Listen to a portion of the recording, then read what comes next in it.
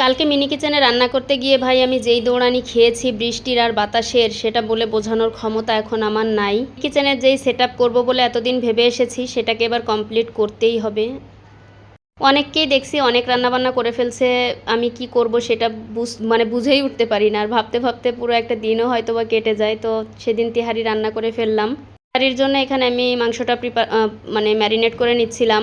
খুব ভালো করে আগে সব মশলা দিয়ে নিয়েছি, টক দই দিয়ে তারপর তেল দিয়ে এটাকে ভালো করে ম্যারিনেট করে রেখে তারপর রান্নাটা করব। তো ৩টার দিকে রান্না করতে গিয়েছি, হঠাৎ বারান্দায় খুব সুন্দর আলো ছিল, বাতাস মোটামুটি ছিল, তো ভেবেছি হয়তো বা হয়ে যাবে। তো এই দেখো বাতাস, আগুন দেখেই বুঝতে পারতেছো কতটা বাতাস।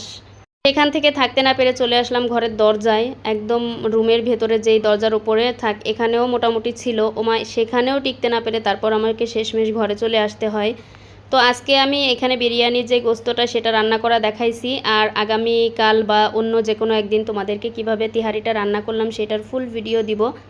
তো আজকে এ পর্যন্তই, আল্লাহ হাফেজ।